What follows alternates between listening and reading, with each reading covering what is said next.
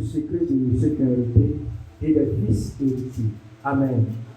Et quand Dieu était venu m'enseigner sur le secret de ceux qui ont hérité, il m'a présenté deux types de personnes. Il y a ceux qui héritent et il y a ceux qui vont pour conquérir, posséder. Amen. Alléluia. Amen. Et ces deux types de personnes-là sont dans la vie, sont avec nous, sont dans nos familles. Un père aura forcément ces deux types d'enfants. Une mère aura forcément ces deux types d'enfants. Mais il y a quelque chose qui manquera à l'un et qui sera l'avantage de l'autre. Et c'est là, si tu me permets, je vais te donner la raison pourquoi le premier enfant, le premier né, est considéré comme celui qui doit hériter. Amen. Écoute-moi bien. On va prendre l'histoire, on prend les jumeaux, Esaü et Jacob. Il y a quelque chose qu'on n'a pas remarqué, qui a été une raison pour que le père donne l'héritage, la bénédiction à son fils Esaü. Amen. Il y avait une raison. Donc, on va parler de ça tout à l'heure. Amen. Genèse 27 à partir du verset 1. Isaac est devenu vieux. Sa vue a beaucoup baissé. Il ne voit plus rien.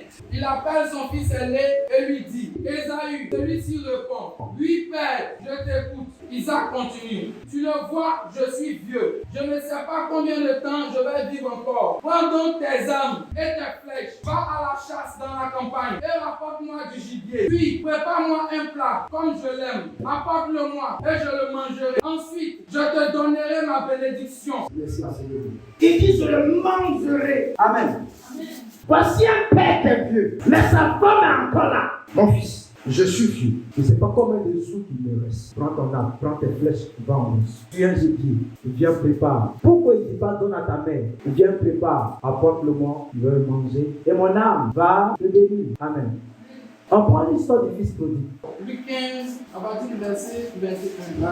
Alors le père dit à son fils, Père, j'ai péché contre Dieu et contre toi. Je ne mérite plus d'être appelé ton fils. Mais le père dit à ses serviteurs, vite, apportez le plus de beaux vêtements, habillez mon fils. Mettez-lui une bague au doigt et des sandales aux pieds. Amenez le veau qu'on a fait grossir et tuez-le. Mangeons et faisons la fête. Oui, mon fils qui était mort et qui est revenu à la vie. Il était perdu et il est retrouvé. Il commence à faire la fête. Pendant ce temps, le fils aîné travaillait dans les champs. Quand il revient, il s'approche de la maison. Il entend de la musique et des danses. Il appelle un des serviteurs et lui demande ce qui se passe. Le serviteur lui répond, c'est ton frère qui est arrivé et ton père a fait tuer le gros veau parce qu'il a retrouvé son fils en bonne santé. Alors le fils aîné se met en colère et il ne veut pas rentrer dans la maison. Le père sort pour lui demander d'entrer. Mais le fils aîné répond à son père, écoute, depuis de nombreuses années, je travaille pour toi. Je n'ai jamais refusé d'obéir à tes ordres. Pourtant, tu ne m'as jamais donné une petite chèvre pour faire la fête avec mes amis. Ton fils qui est là a mangé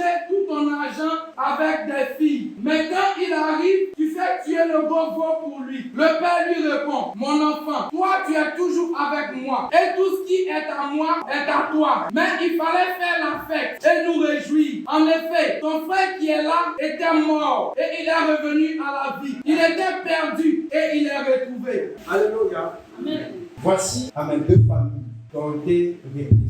Ce ne sont pas les mêmes événements. Amen. Mais il y a quelque chose qui les réunit. Le problème de tous ceux qui marchent avec Dieu, c'est qu'ils se considèrent trop enfants de Dieu. Écoutez-moi bien. Amen. Il dit le problème d'un fils dans la maison, c'est croire qu'il est trop fils. Amen. Le problème d'une fille dans la maison, c'est de croire qu'elle est trop la fille de la maison. Et ça a été l'erreur de beaucoup de personnes. On va corriger, que ça soit chez toi en famille, que ça soit à l'église, cette parole doit t'accompagner. Amen. Parce que j'ai pour but d'unir des familles. Donc écoute-moi très bien. Aujourd'hui, les gens qui souffrent plus émotionnellement sont des hommes de Dieu. Amen. Vous savez, celui qui vit d'inquiétude en inquiétude, c'est un pasteur. Le pasteur n'a jamais l'esprit tranquille. Amen. Le pasteur n'a jamais l'esprit tranquille. Écoute-moi bien. Il lutte avec des pensées. Il lutte avec des accusations. Il est assis, il voit des gens qui sont en train de comploter pour nuire à sa vie. Mais comment il doit traiter? Il est bombardé de part et d'autre. Et j'ai compris qu'il y a quelque chose. Si tu n'as pas, en tant que serviteur de Dieu, en tant que père, tu vas forcément vite mourir. Et des hommes de Dieu, là où ils devaient manger, sont morts. Les champions qui sont là, les gars les plus durs de la terre. Groupe musical, peuple de Dieu, écoutez-moi ce matin. Parce que je vais te parler avec tout mon cœur. Amen. Le père appelle son enfant dans un lieu privé. Donc écoute-moi, je vais te parler maintenant. Il dit, mon fils, je suis Dieu. Va à la chasse, tu viens, prépare, je vais manger. Et quand je vais manger, mon âme va te bénir. Le fils rentre en bouche. Il n'est même pas arrivé à une longue distance. La Bible révèle qu'il tient Jésus. Il vient à la maison, il prépare. Il apporte, son père dit, mais t'es déjà passé? Il dit non, je ne suis pas passé. Mais il y a quelque chose qui a attiré mon attention. Écoute-moi bien. Va-tu, viens, prépare. Normalement, qui doit faire ça dans la maison? C'est la servante. Mais regardez, la Bible dit Jacob était à la maison. Et Jacob préparait un mets. Amen. Et Esaü est venu le trouver. Il a changé son droit d'aînesse. Jacob était aimé par sa mère. Et Jacob travaillait pour sa maman. Et Esaü travaillait pour son papa. On se retrouve avec le fils prodigue. Quand le fils prodigue a pris conscience, il dit les serviteurs de mon père ont la nourriture. Moi-même, je suis le fils là. Regarde ce que chantait le fils. Je vais retourner sur mon père. En tant que quoi? Il dit, je vais retourner sur mon père en tant que serviteur. Quand le fils est arrivé, le père n'a pas récupéré comme serviteur. Il a confessé dans sa bouche. Il dit, j'ai péché contre toi. Il ne s'est pas dit d'être ton fils. Il faut me prendre comme ton serviteur. C'est là le père a compris que non, mon fils, il a pris maintenant conscience. Le grand frère revient. La Bible dit le grand frère était dans les champs. Il faisait quoi? Il labourait. Il travaillait. Oh, le père a des serviteurs. Mais pourquoi les serviteurs ne sont pas allés travailler? Pourquoi le fils aîné n'a pas pris des serviteurs pour travailler à sa place? Et puis lui-même, il se faisait, il te mettait au moulin. Quand maintenant le fils, le grand frère vient, il attend la musique. Et il dit, mais papa, depuis que je suis avec toi, tu n'as jamais fait ça. Il a dit, petit, tout ce qui est ici, c'est pour toi. Tu sais pourquoi c'est pour lui? Parce que c'est lui qui a créé pour que ces choses existent. Vous savez, aujourd'hui, on a une spécialité dans l'église. En telle sorte que tout le monde est devenu faux. Les plus grosses personnes dans l'église, ce sont les fidèles. Allez, salut. Alléluia. Ne soyez pas fâchés, je vais vous dire un peu les vérités. Hein? On va se parler un peu. Hein? C'est une causerie de famille. Mais quand les pères spirituels de grosses personnes dans l'église sont les serviteurs. Ils sont près de toi. Ils sont les pères. Quand Dieu m'a dit ça, il dit, mais Seigneur, pourquoi tu dis ça? Il dit, quand tu regardes aujourd'hui, tout le monde utilise un raccourci. Il dit, tout le monde cherche à plaire à son père en lui donnant de quoi? Amène à sa poche. On veut acheter aujourd'hui l'amour avec de l'argent. Est-ce que ça ne fait pas la tête? Amen. Aujourd'hui, quand même un fils spirituel est impoli, qui ne respecte pas les principes du ministère, qui se fout de son père, le jour va venir prendre bénédiction et donner l'argent. Papa, je vais s'aimer dans ton ministère. Et le père, quand il est en galère, il dit, mon fils, tu es vraiment un fils, dépose le sang. Et il prie pour toi, champion, pour que parlait tout mon cœur. Aujourd'hui, il y a chrétiens qui vivent très mal. M'ont dit le secret de percer sur l'offrande. Donc, peu importe la vie que j'ai, s'ils arrivent à convaincre le pasteur avec mon offrande, il va prier pour moi, ça va marcher. Alléluia.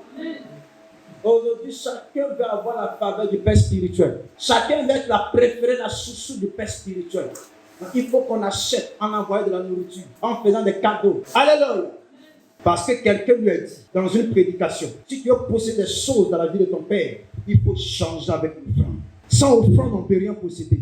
Sans offrande, on ne peut rien avoir. Donc, il a compris que pour avoir l'onction de son Père, il faut qu'il offre des choses. Champion ici, je te dis, les plus grandes, les plus mauvaises personnes trompent les gens avec des cadeaux. Si tu rentres dans une relation et que tu n'as pas encore dit oui, que cet homme commence avec des cadeaux, avec des bijoux, avec des sorties bizarres, dans les coins les plus luxe, là où ton papa n'a jamais rêvé à aller champion, faut t'asseoir à la maison. Réfléchis. Il m'a vu comment et il me donne tout ça là. Qu'est-ce que je peux produire pour que cet homme-là se tue comme ça pour moi? Les mystiques, ils achètent toujours. Amen. Le mystique, il achète l'amour. Il achète la gloire. Il achète tout ce qui est en toi. Il achète tout. Et aujourd'hui, ce qui a tué les hommes de Dieu, c'est l'argent. Ce n'est pas l'argent que tu connais qui est l'argent là. Non, non. L'argent, c'est un esprit. Et on appelle maman. Et c'est maman qui a tué les gens. Donc, on progresse un peu. Voici que le fils, il vient. Il se plaint. Mais ne te plains pas, petit. Tout ce qui est dans la maison t'appartient. Il s'est calmé. Champion, c'est là que j'ai compris que le titre d'un enfant de Dieu est important, mais c'est un piège. Je vais t'expliquer, je suis là pour ça. Amen. Parce que quand on arrive au titre d'enfant de Dieu, on pense qu'on a le privilège de faire comme on veut, agir comme on veut, marcher comme on veut. Parce que Dieu est notre papa. C'est pas ça.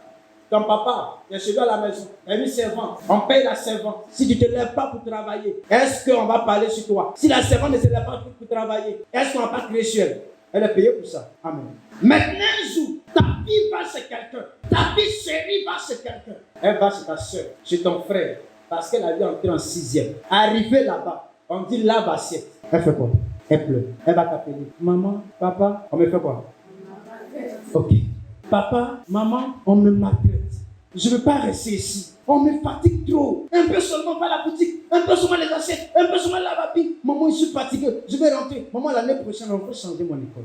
Et puis la maman, c'est son bébé. Et un jour, plus que sa fille dit, on on me maltraite. Un jour, elle va aller voir si vraiment on maltraite son enfant. La fille, la prof va partir à l'école. Elle a quoi à 7 h. La femme va la réveiller à 5h30. Tu n'as pas levé à 7 h hier nuit. Non, lève-toi vite, va laver. Donc, la fille va se lever à 5h30.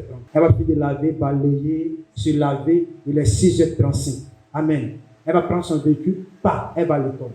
Là, ton cœur encore te pique. C'est vrai, ma fille. Quand tu vas arriver à la maison, tu prends une décision. L'année prochaine, tu vas plus rester là-bas. Ok, félicitations. Bravo. Que Dieu te bénisse. J'ai une très bonne nouvelle. Tu as mis en stage une Django. Aujourd'hui, vous voyez que dans la société, on n'a pas besoin des gens qui ont un diplôme. On a besoin de qui? De ceux qui ont l'expérience. Même quand tu as un diplôme, on dirait diplôme plus expérience. 1 an, 2 ans. Quand on te dit de faire stage, tu comptes tes narines. Moi, je vais travailler direct avec un stage. Là, tu n'es pas stage. Là, tu n'es pas stage. Stage est sous oh.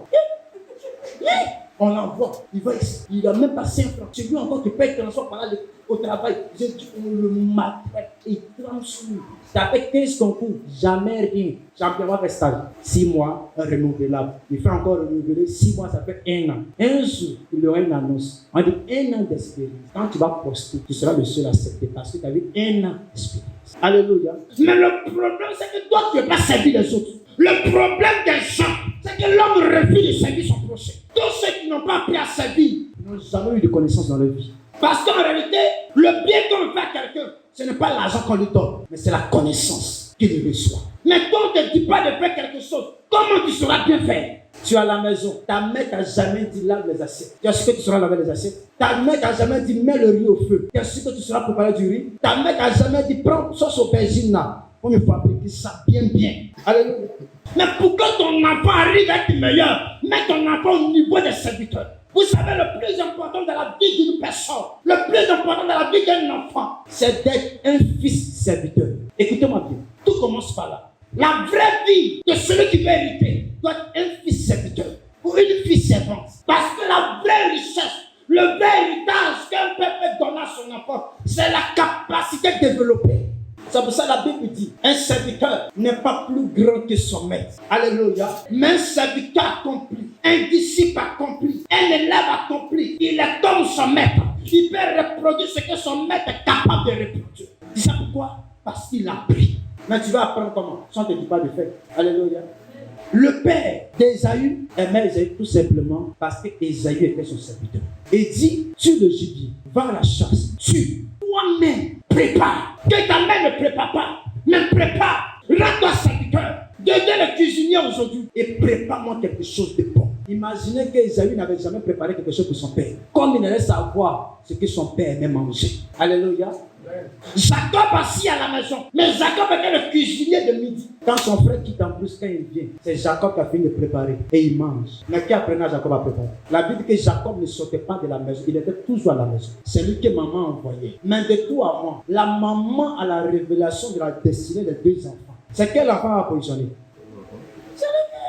Celui qui va tout point. Amen. Et c'est ça qui vous pique aujourd'hui. C'est ça qui a divisé des familles aujourd'hui. Des frères et des soeurs n'arrivent pas à s'aimer. Je vais t'expliquer pourquoi Dieu sélectionnait toujours les enfants qui étaient maltraités. Amen. J'ouvre la parenthèse. Regardez la vie qu'on impose à un enfant maltraité. Que ce soit dans la Bible comme dans la vie quotidienne aujourd'hui. Un enfant qui n'est pas aimé, un enfant qui est maltraité, qu'est-ce qu'on impose? Une vie d'esclavage. Samuel le prophète, celui qu'on envie, la Bible dit, il dormait au temple, mais les enfants ne savaient pas dormir à la maison. Il dormait au sol, les enfants dormaient sur bon lit. Celui qu'on a maltraité, c'est lui que Dieu est venu prendre pour remplacer le père. Les frères de David sont à la maison. David, il est en brousse. Dieu vient, il va prendre celui qui est en train de servir pour le faire roi. Parce que Dieu marche tout avec ceux qui ont l'esprit de serviteur. Et quand Dieu voulait faire rentrer David dans la cour royale pour aller apprendre qu'est-ce que la royauté, il a fait entendre que serviteur de sa vie.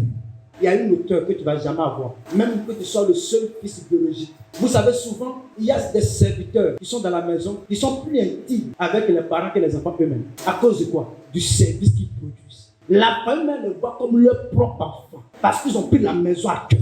Le travail ne fait pas peur. Mais aujourd'hui, les enfants biologiques, c'est eux-mêmes qui proposent nounou. C'est eux qui proposent cuisinière. C'est eux qui proposent cuisinier. Tu sais pourquoi? Parce qu'ils sont les préférés. Ils ne doivent pas se salir les mains. Ils doivent marier boss. Marie bien où le boss te dira, bébé, c'est ta nourriture que je vais manger aujourd'hui.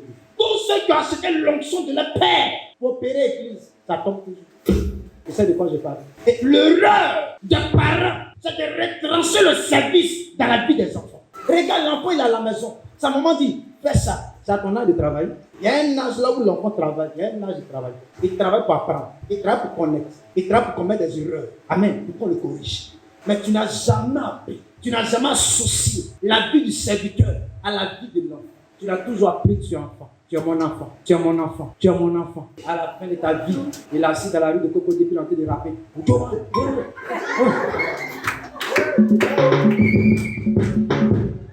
Un drogue. Il n'a rien appris. Et aujourd'hui, il y a des fils eux-mêmes qui retranchent la vie du service de leur propre fils. J'ouvre une parenthèse et pas du fils aîné. Avant de continuer. Pourquoi on donne l'héritage à un fils aîné? Quand vous regardez dans le fond, le fils aîné a toujours rendu esclave, serviteur de tous ses autres frères. C'est pour ça qu'on lui donne l'héritage. Amen. Il doit s'arranger pour que ses frères aient une bonne vie après le départ de papa.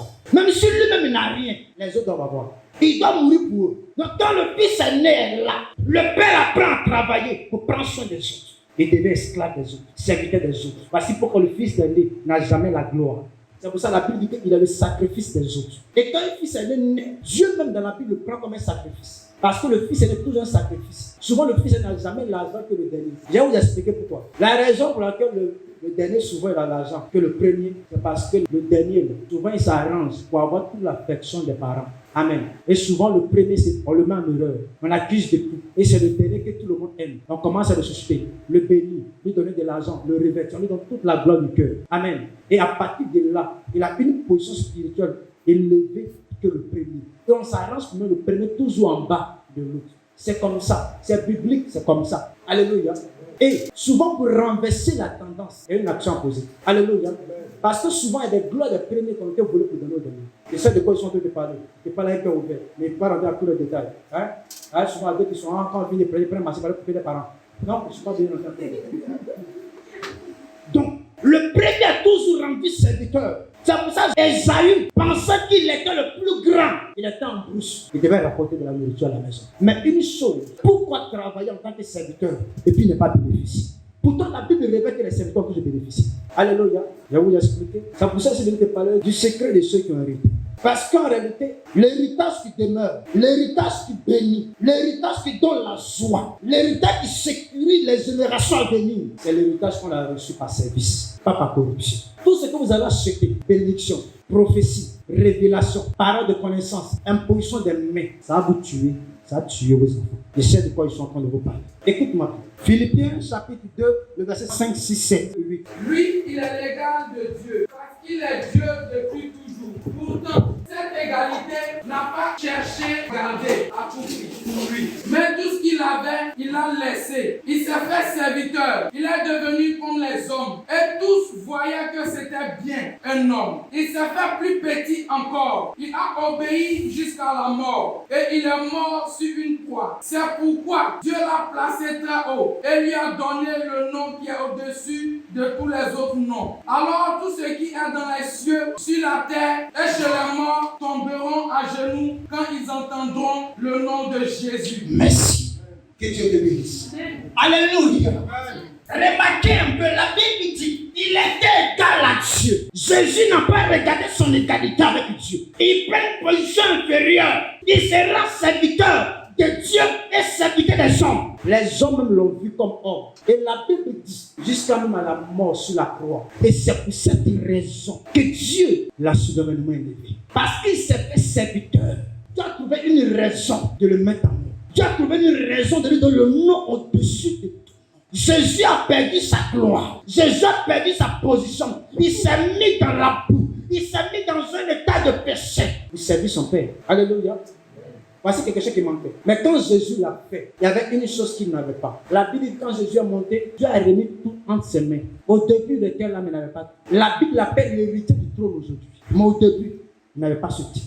Vous savez, la nature du serviteur que Dieu désire dans ta vie, c'est pour développer en toi une qualité de gérance. Parce qu'on ne donne pas à quelqu'un quelque chose qu'il ne peut pas gérer. Dieu ne donne pas à quelqu'un quelque chose que tu ne peux pas gérer. C'est pour ça qu'il y a des montants d'argent que Dieu ne pourra jamais te donner parce qu'il sait que tu ne sauras pas gérer ça. La Bible dit que le maître a donné des talents en fonction des capacités, des gérances. Celui qui peut gérer 10, on lui a donné 10. Celui qui peut gérer 1, on lui a donné 1. Il y a des choses avant qu'on te donne, on regarde ta capacité de gérance. C'est là la Bible dit, avant que tu sois propriétaire de toi-même ta propre chose, il faut d'abord savoir gérer pour Dieu.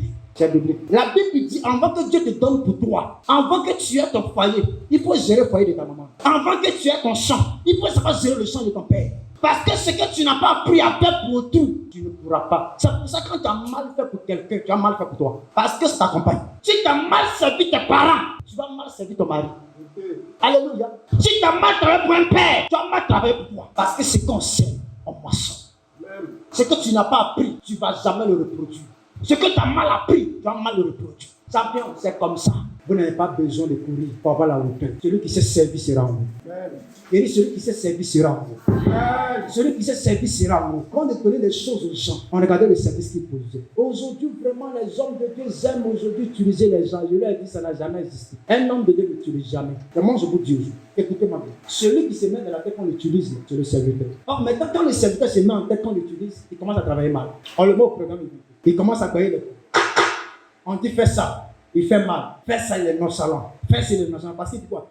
C'est moi seulement on voit. Toujours fais ça, fais ça, fais ça. Moi, je suis fatigué. Or, tu as oublié qu'un jour, tu as appelé à reproduire. N'oublie pas, tu as appelé à reproduire. On ne paie jamais qu'on apprend. Et c'est pour ça le temps qu'on prend pour apprendre n'est jamais en vain. On est tellement pressé pour être père qu'on oublie d'être fils serviteur. On est tellement pressé de pouvoir offrande qu'on brûle des étapes. Pour finir tes lépreux spirituels. Pour finir ta rétrogradé spirituellement. Pour finir des doctrines commencent à te posséder. Alléluia. Amen. Vous savez, dans la société, il y a une valeur que les gens ont perdue. La valeur de servir autrui. Chacun veut être son boss. Chacun veut entreprendre. Mais d'entreprendre, il ne sait même pas comment gérer un magasin. Ça va tomber. Avant de gérer un magasin, apprends à gérer le magasin de quelqu'un. Tu sais, quand tu es rigoureux sur l'argent de quelqu'un, ça est rigoureux sur ton argent. Parce que c'était l'argent de quelqu'un. Quand tes parents appellent, c'est pas pour moi, je travaille pour l'homme. C'est là. Toi-même, tu as faim. C'est là. Parce que ce n'est pas pour toi. Quand l'habitude va rester, tu vas te dire maintenant, tu es capable de gérer pour toi. Quand tu vas les gérer pour toi, les mêmes événements vont t'arriver. Il y a des gens, ce n'est pas la capacité de prière des pasteurs qui transforment leur vie, mais sur le service qu'ils produisent à Dieu.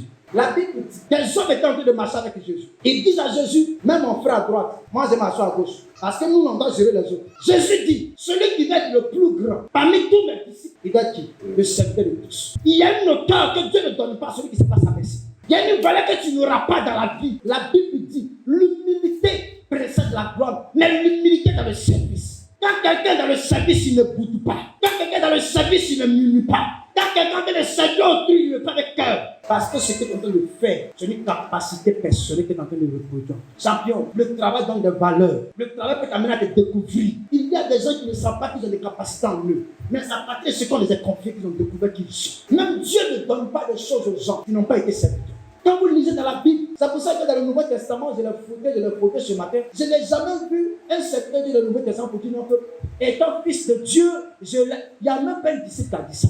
Tout le monde dit serviteur de Dieu. Serviteur de Dieu, serviteur de Dieu, serviteur de Dieu, parce qu'ils sont en train de servir l'Éternel. Aujourd'hui, il y a des pasteurs qui sont plus élevés que Dieu. Oh, Saint-Esprit est en dehors de toucher ce peuple. Hey! Alors Jésus descend mieux de nous, commence à guérir. Attends, c'est quelle autorité ça? Et quand j'étais en train de préparer ce message, il y a quelque chose que Dieu m'a dit. Moi-même, ça m'a choqué. Et puis il a dit, mais c'est la vérité. Parce que tu as fait ça avec tout le monde. Il dit, chaque fois que quelqu'un me sert, et si tu le représentais par un homme, que le Seigneur dit, que ce que vous faites aux hommes, ou pour les hommes, ne pensez pas que c'est aux hommes que vous faites, mais c'est à Dieu. Alléluia.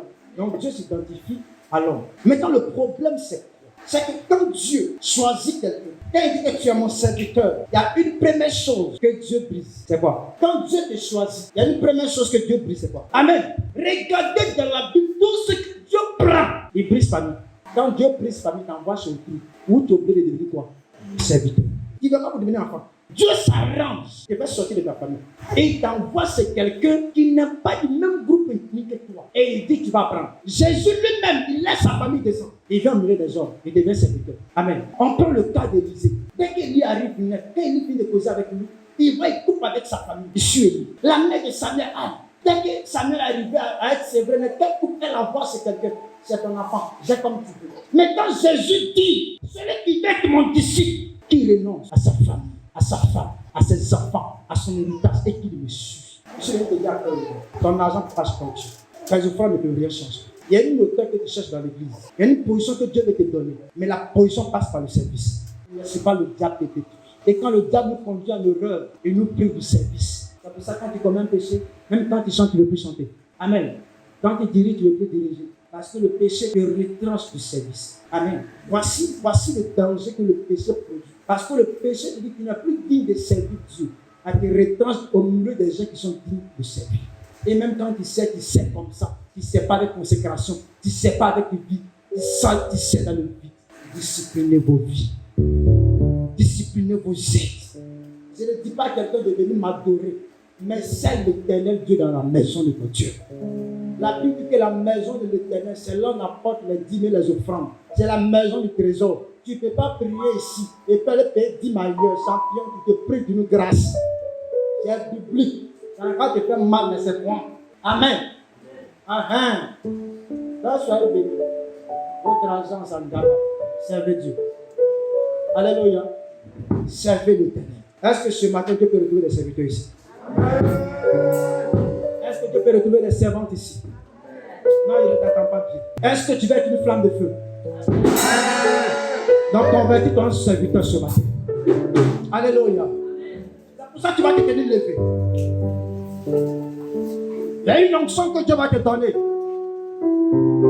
C'est l'onction de ceux qui veulent servir. C'est l'onction de ceux qui veulent servir. Il y a une grâce que Dieu veut donner. Il y a des dons que Dieu veut donner. Mais c'est pour ceux qui veulent servir l'éternel. Est-ce qu'il y a des serviteurs ici? Est-ce qu'il y a des servantes ici? Tu vas lever ta main. Et tu vas dire, Seigneur, je me livre à toi.